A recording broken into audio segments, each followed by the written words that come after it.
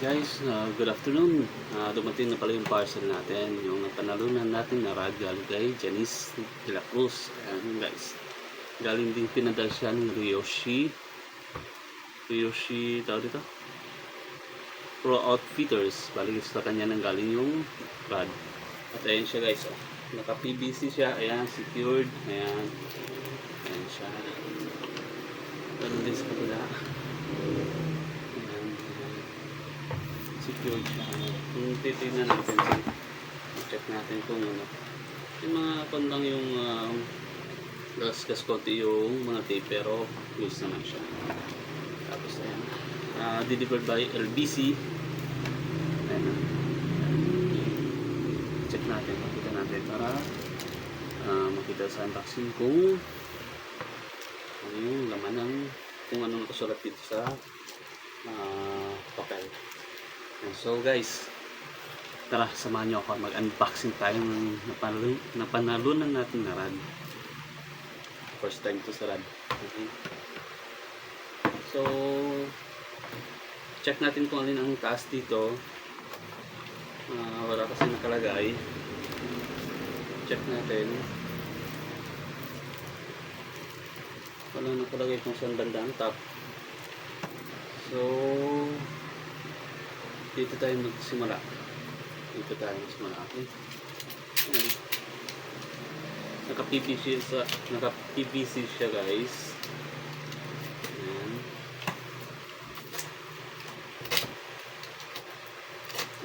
Gamit lang natin ng cutter. Okay. Oops. Ito.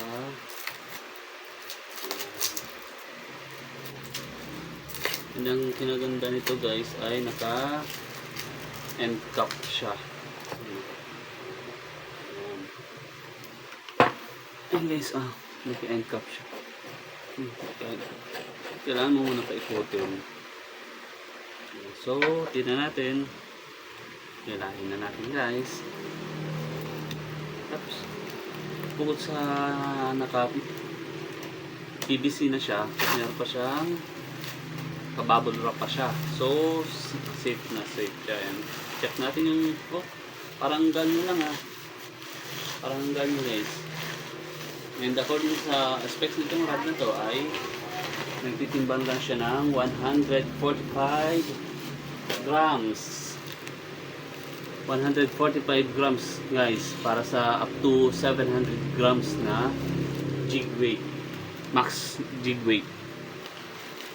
So mas mabigaan pa siya kaysa kay Bulsen. Ayan. Ito yung bottom. Parang makakaka naman.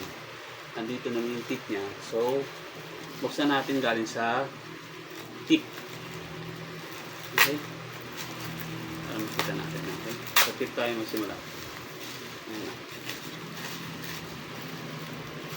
Ayan na. Unboxing guys.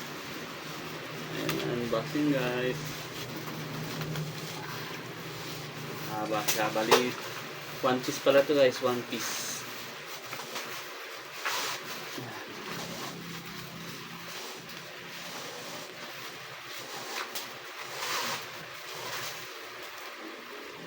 Ayun na siya guys, so ayan meron pa siya ganito. Ayan. Pirates Strike Fuji Seekring Guide. Okay. Fuji Seekring Guide. Tapos so ang kinuha pala natin ay 566. Yan, up to 750 grams jig weight. 250 to 750 grams jig weight, and the length is only 5.6. Ayan guys. Ayan. Blood sword, slow jigging rod. So buksan na natin. Ayan, ito na yung bat niya. Ayan na. Fuji nga guys, Fuji guys, Fuji. Ayan Fuji Fuji yan. Fuji yan. Ayan na. Ayan na. Yung ring guide niya ay kulay black. Hindi siya yung pagkaraniwan ng kulay white, diba? Kulay black yung ring guide niya. Ito lang, ganda lang siya. Oh. Check natin. Ayan. Ayan, check natin. Check natin lahat Check natin yung ring guide. Kung kumusta. Kung wala naman bang damage. Kasi napaka-importante yung check natin yung pag nag-unboxing tayo. Kapag nagre-receive tayo ng mga fishing gears natin, lalo na mga mga jigging rod. Kasi ang mahal naman ng jigging rod na talaga eh. So, kailangan mo yung unboxing para ma-sure mo na safe siya pinadala, safe siyang na-receive mo. At kapag may problema, pwede mong i-ano kay seller or sa nagpadala sa iyo. Ayan. So far guys, sobrang gaan. Sobrang gaan. Mas magaan pa siya kay Bulsen. Sobrang gaan niya, pero ang capacity niya ay 750 grams. Sobrang gaan po. Papalaban tayo nito guys. Papalaban tayo. Sobrang gaan niya po. Wow, ang suwabe. Ang suwabe guys. Pero ito guys, salamat Ma'am Janice de la Cruz at sa Ryushi